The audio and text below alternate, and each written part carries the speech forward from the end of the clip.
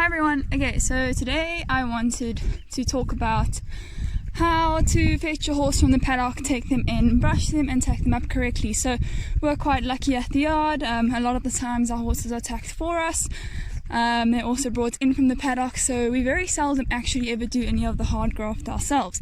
So as you can see there in the distance, there goes my horse. She saw me so she has decided that she is leaving.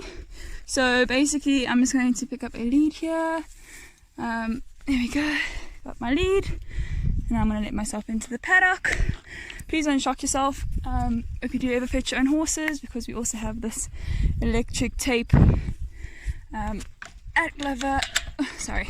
Okay, always make sure you close your gate behind you because you do not want your horses running away. Alright, so I'm going to go and attempt to catch her now. Now the trick is, when you're trying to catch a horse that doesn't want to be caught, is to not bombard them. She'll walk away from me and I'll generally walk in the direction where she starts to go towards. So you'll see when I get closer, I'll just judge her by her behaviour and see what kind of mood she's in. Some days she's nice to catch, some days she's not. While we're on the way, I'll just show you my pretty little foal. Hello little foal! Hi baby! Hi! Hello cutie! Hello. This is little Diamond. She's very cute, about 4 months old. So yeah, this is our big herd, one of our big herds. There's our yearlings. And there she goes. Hi baby! So you can see she's turned to me, she's had a look at me. I give her the time to decide what she wants to do with herself. And she's going to be actually quite nice and come say hello to me today. Hello! So I'm just going to walk up slowly to her. Good girl. Okay, so she's going to let me catch her quite easily today.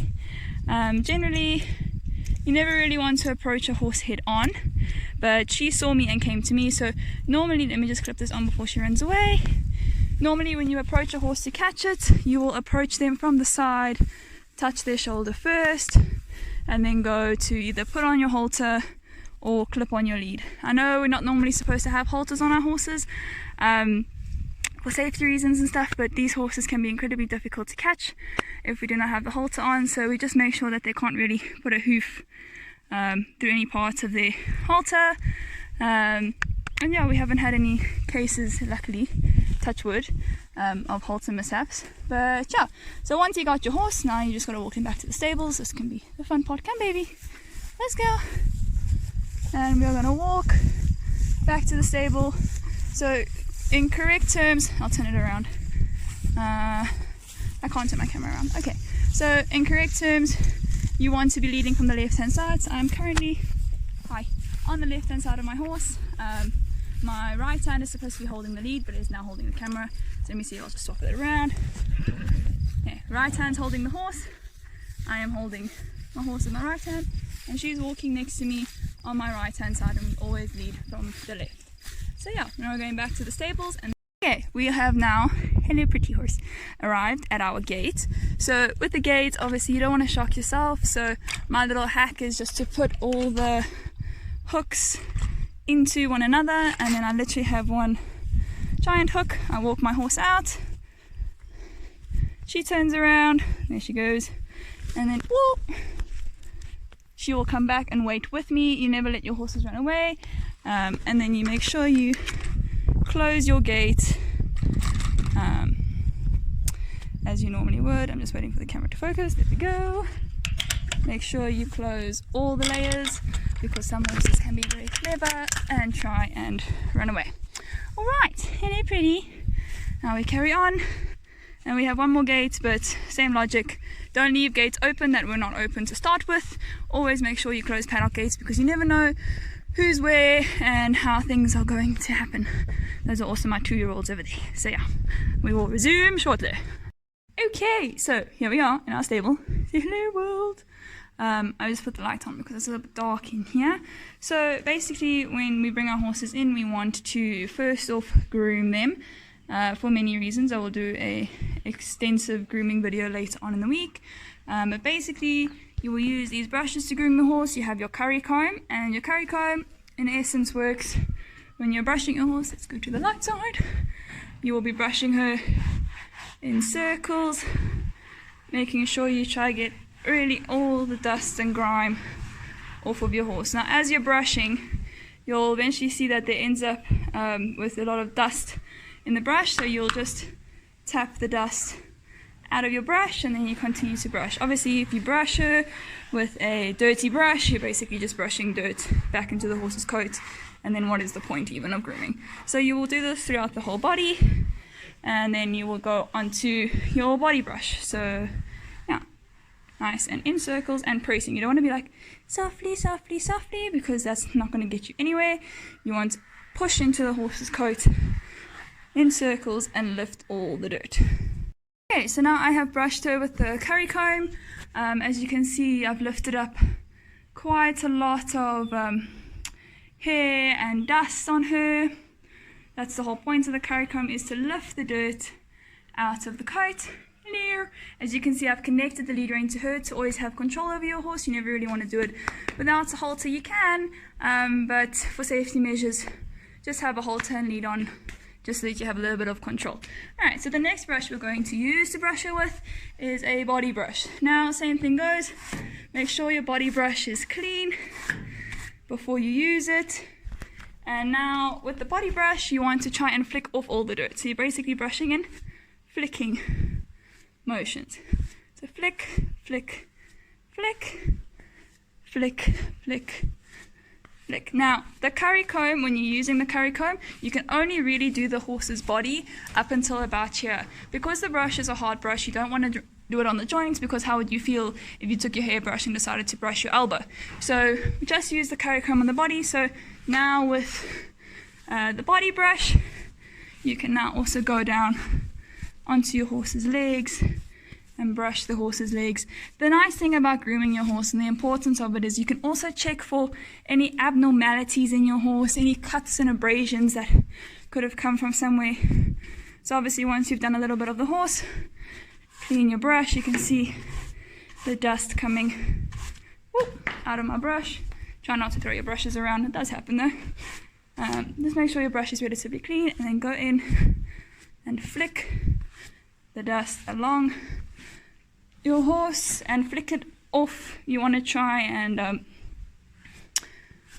have, like here you can see, flick, flick, flick, all the way off, so that you go with the grain of the hair, so the direction that the hair goes. Don't brush this way, and you can see then she doesn't look all soft. Oh, there's a storm coming. Yeah, and you just want to brush, brush, brush. Same thing down the legs. Obviously, please don't get kicked. And you can brush all the way down the legs. Check for any abnormalities, any swellings, any cuts and abrasions, and just brush nicely through your horse. Okay. Also, a little side note is you can use the body brush to brush the horse's face. Some horses actually like it. Obviously, when you go over the eyes, just be gentle and nice and relaxed. You can brush their ears. It's good bonding. As you can see, she's quite enjoying it, to be honest. See if I can stand in front of her. And she kind of likes it. She likes her face being rubbed. It's a bit like a massage for her. She's very nice and chilled. And brush the forelock and just bond. Grooming is also a very good bonding technique for you and your horse. Okay, so as you can see, she is now pretty nice and clean and shiny, like she is supposed to be, like the princess that she is. So now, after we've used our body brush, we can move on to either the mane brush or the dandy brush. Now you can use the dandy brush for the manes and tails. The dandy brush is quite nice. Not sure you're going to be able to see much. Let's see if I can turn her. Come, baby. Come on. Just turn. Come on. Move over. Thank you. Good girl. Okay, so the dandy brush you can use to clean sawdust and shavings out your horse's mane and tail. The dandy brush is quite nice because it doesn't break the hairs when you brush the horse. It actually just keeps it pretty nice and... Oh, my camera refuses to focus today. It just keeps the hair nice and clean, but without the breakage from brushing constantly with the mane and tail brush. Same thing goes with the tail. You can brush your horse's tail. Obviously, just let them know you're here. she's gotten quite good at it, and you can just brush through. What I suggest you do though is you'll have to use 2 hands for this, but basically you let down some hair and you brush the hair, then you let down some hair, brush the hair, and that way you get really through the horse's tail to remove any sticks and stuff and grime from their tail. The dandy brush I would recommend for the tail, because you want to keep your horse's tails nice and thick and not breaky and stuff. So obviously if you use the main brush, it has very little leeway to get through knots. It's a very hard brush, so you could do a lot of breaking off of hair and pulling hair out of manes and tails with this brush. So stick to your dandy brush. Alright, so once we have a nice relaxed horse, he's so cute, we want to clean out our horse's feet. So this is your hoof pick. Mine's looking a little bit sad, but basically you have a sharp point and a fluffy point. This is to dig out any mud and grime out of the frog, and this is to, well, the outer frog, I'll show you, and this is to brush out any mud and stuff that could be left behind. So I've cleaned her foot because, well, I only have one hand. A little trick for picking up a horse's feet. This is called the chestnut. If your horse doesn't want to pick up the feet, you can just gently squeeze the chestnut and they will lift up the foot. Hi. Okay, so I'm just going to run my hand down her leg. Generally, you can run it down, give a click, and they will generally pick up the foot. Alright, so this is her hoof. You can see I've already cleaned it a little bit.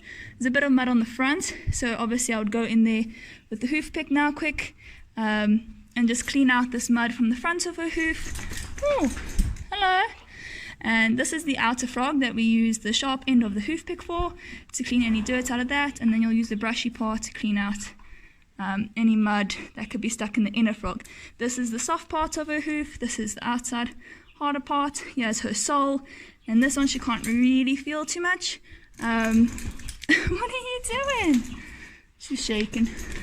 Why are you shaking? Okay. So yeah, make sure your horse's hooves are clean before and after your ride, to make sure there's no stones and stuff that can hurt them while you are working them. Alright, so now that my horse is nice and groomed, we want to tack her up.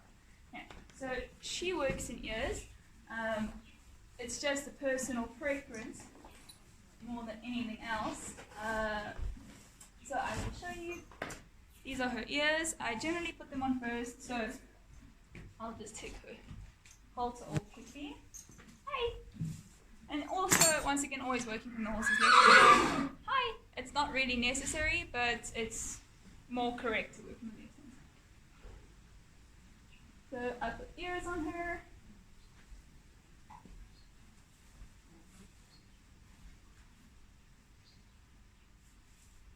And I always put the ears on first, just because it makes it a lot easier when you put the bridle on, that you're not arguing between bridle and ears. And also it just gets it to relax. She's actually really nice today, she's been quite calm. Okay, so then after I put her ears on, I'm going to try put her bridle on. Oh my goodness! Alright, we're all stuck together. As you can see, she's quite sleepy today. So, we're going with her bridle. I undo my bridle, I drop my martingale strap, and I take my reins and my martingale, and I put them over her nose.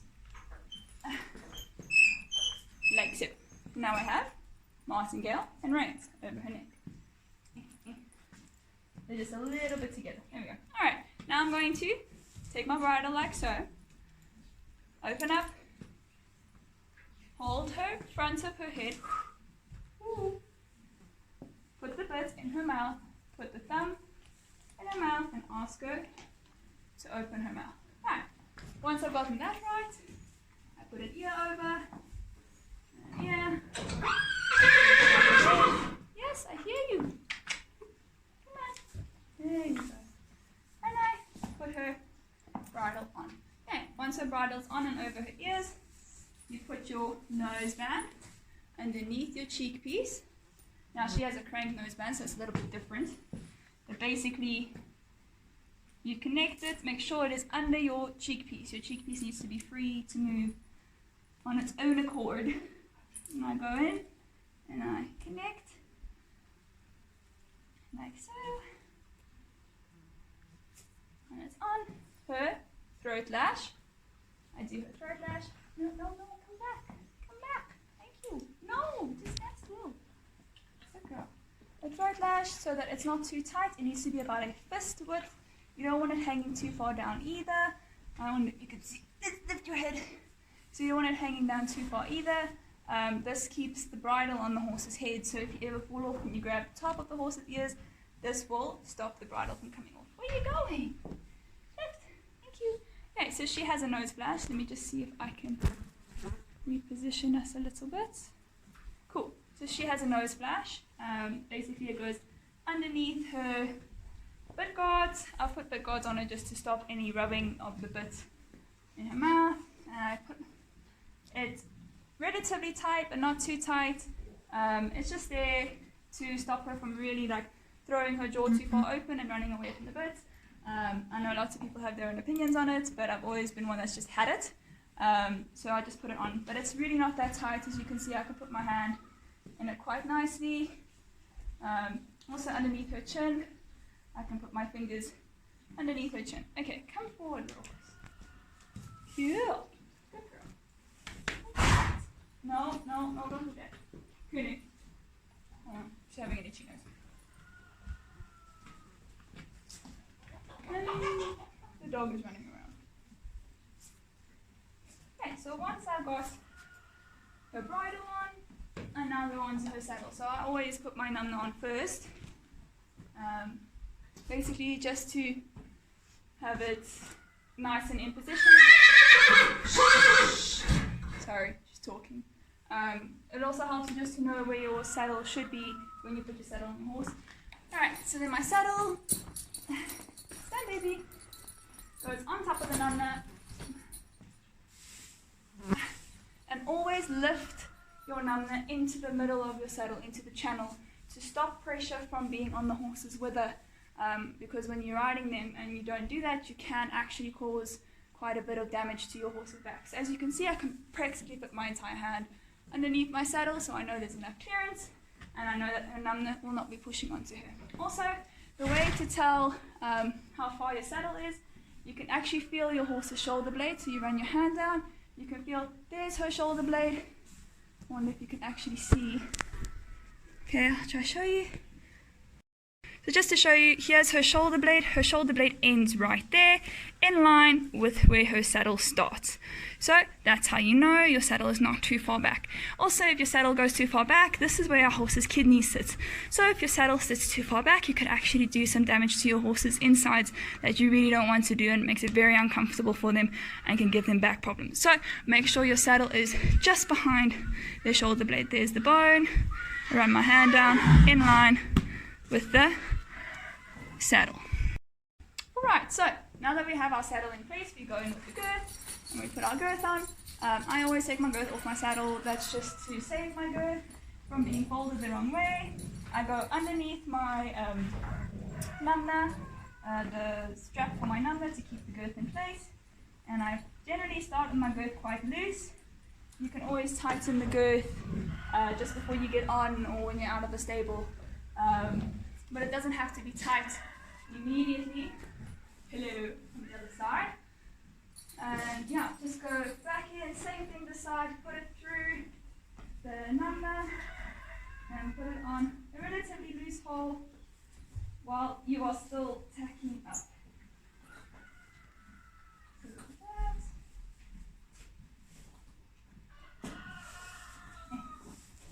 Alright, so now that I have put her saddle on, I need to now just connect the rest of the things that I have on her. So she has a breastplate that I use. It's not really a necessity for her, but also jumping the bigger fences, I'd much rather have it than if her saddle slips back. There's at least something to help keep the saddle in place with the bigger fences, because she does sometimes overjump. So this will go through the D-ring of the saddle. This is your D-ring. It's a little ring. Yeah, you can see it. And this connects the breastplate to her. You don't want it too loose, but you also don't want it too tight. Obviously it has a job to do, so make sure it does its job. And there's one obviously on either side. So you come back to the side and you do the same on the side. Mine generally goes on hole number 3. That way I know. Please stop. That way I know it's not too tight and it's not too loose. Then I come back this side. Always generally try and work from the left. Yes, you can see your thumbs. Okay, so also what I do that a lot of people don't do or should do, what I don't do that other people should, this connects my numna to my saddle. You can generally slide it either through your girth leather. I just tend to fold it up into my saddle. Her numna doesn't really slide anywhere. But if you have a numna that slides, also that's why these are here, to stop your numna from sliding, because it sticks with your girth. But obviously if your numna slides back, just put those on. It'll keep your numna in place. Alright, so now so basically what I've done now is after I did these straps, I did her martingale. So her martingale, bottom of the martingale connected to this loop. If you do not have a loop, you can always just slide it over the girth. So you'll put it around the girth like that. She's doing weird things. And then basically put it underneath the horse and then do up your girth. But with her, because I have this little addition, I don't have to do that with her. So after I've done up her straps over there, I bring it around and I connect it underneath her girth. Also making sure, it's not too tight or too loose. You don't want it too loose. And this must not hang too far down because it can cause accidents. So make sure it's relatively tight to her chest. She's standing a little bit back now. But when she stands normally, this tightens up a little bit more, so it sits a bit like that. Obviously you don't want it cutting into your horse, but you don't want it hanging too far down, especially for jumpers. Alright, so the last thing I do for her before I put on her fly spray is I put her boots on. These are just normal tendon boots. Can you two not fight? Sorry, dogs are fighting. These are just normal tendon boots for her. I make sure they slide nicely over the tendon and clip them on. Always buckles or Velcro to the outside of the horse's legs. As you can see, here's her leg, here's the outside of her leg, and it sits nicely just over her fetlock. It doesn't sit too low, it doesn't sit too high, and when she bends her leg, just so you can see, good girl, it doesn't interfere with the bend of her knee. So that's also how you know that your boot is not too big for your horse. Okay, so now that she is tacked up, nice and looking pretty, the last thing I do for her is I put some fly spray on her. You should always put fly spray on your horses, especially in this peak season. She's not generally a fan, but she's actually standing quite nice today. And just spray your horse. Try not to breathe in the fly spray, it tastes pretty gross. Just spray your horse nicely so that nothing bugs her while she's working. And then, yeah, once you've put on your fly spray, you're pretty much ready to go. So last thing before you go and get on your horse, once she is sorted, you've got to make sure that you yourself are sorted. I was quite incorrect to be tacking up my horse without a helmet on. Generally, when you're working with the horse, you must always wear a helmet on your head. Well, you've only got one head, and they weigh 600 kilograms. So you always just want to be careful when working with horses. So always try and have a helmet on your head. But yeah, now before I go and ride her, I'm definitely going to put my hat on. As you can see, it's right here. So I'm going to put my helmet on and my gloves. Before I get on her, I'm going to make sure that my girth is tight and my stirrups are down on both sides before I get on the horse, and make sure that there's nothing interfering with her bridle. So yeah, that's pretty much a how-to fetch your horse, groom your horse, and tack up your horse for your own ride.